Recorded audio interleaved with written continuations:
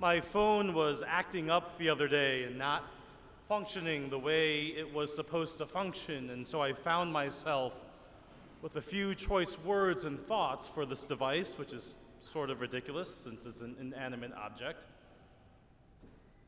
But in my frustration, it took me a minute to recognize and remember the sheer computing power that's present in this device. That the astronauts of Apollo had a small fraction of what's present in your phone. And they were able to use it to get to the moon and back. To remember that at the mere click of a button, I can look at and talk to someone clear on the other side of the world in near real time. To remember that we as human beings have done some pretty amazing things. I can get into my vehicle, set off a series of small explosions, and putter anywhere I want to go. We can defy gravity. We've mastered flight. We can jump across to anywhere in the globe we want to go. These things, flight, car travel, our phones, they're so commonplace, they're so ubiquitous in our life that it's easy for us to take them for granted, to just expect they should always work and function exactly the way that they do because somehow they're just supposed to be. And it's easy for us to forget just how amazing it really is, just how powerful, just how advanced each and every one of those technologies are. The same is often true for our life of faith. God, in His graciousness, pours His life into ours and gives Himself to us in so many ways, in prayer, in the sacraments, in the natural world, that it's easy for us to forget or to take for granted just how powerful He is. Just how special He is, just how much He's capable of. And let me suggest, friends, that this morning our readings seek to remind us of the strength, the might, and the power of our God. And they invite us to take a moment to stop what we're doing and to remember just how good our God is, just how powerful our God is, just so awesome our God is. Our first reading comes from the end of the book of Job. Job, of course, has been lamenting the many afflictions that have been brought upon him. And God simply reminds Job of who He is. Am I not the one who created the world? Am I not the one who has redeemed you? Am I not the one who makes the earth go? Do you not remember who I am and what I seek? The same is true for the disciples in today's gospel.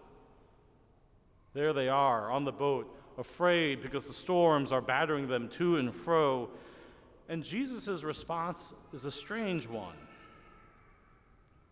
He asks, why? Why are you terrified? Do you not yet have faith? Did you not think that I, the one who is present at the beginning of the world, that I, the one who with God the Father and God the Spirit rule all things, that I would not take care of you and protect you and keep you safe? Did you not remember just what I am capable of? But remember that even the wind and the sea obey me. That I do indeed love you and care for you and seek your salvation. Like the disciples, we many times find ourselves in similar situations. Situations where the world around us may be thrown into turmoil, situations where our life may well not be going the way we want it to go, where we may be the recipient of any number of afflictions. And in those moments, it will be easy for us to doubt God, to doubt God's presence, to doubt God's power, to doubt God's love, to doubt God's salvation, to doubt God's mercy. That in this particular place or in this particular situation, somehow he's not capable of existing. He's not capable of reaching.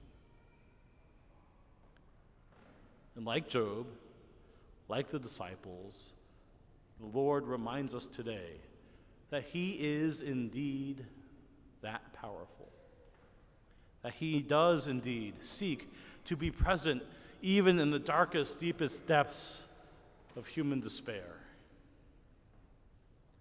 That there is no situation that we can possibly encounter where he is incapable of reaching. Yes, like the disciples, the storm might get a little bit rockier than we would like. Yes, it might seem as if the Lord may well be sleeping or inattentive. But he is indeed more powerful.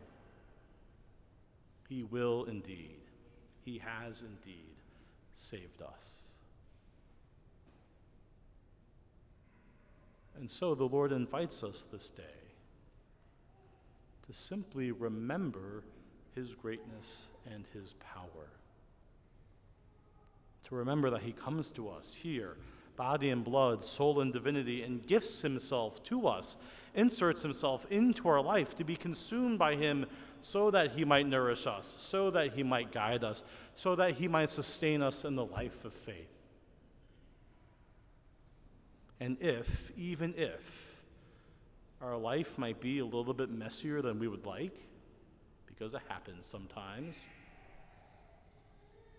God still seeks to be there. God is still capable of being present. And God's power is capable of leading us and drawing us into the life of holiness. May our celebration of the Eucharist this morning help us not to take the power and might of the Lord for granted, but to trust in his love, to trust in his grace, so that we might open our hearts to him at all times and trust that he will lead us to our heavenly home.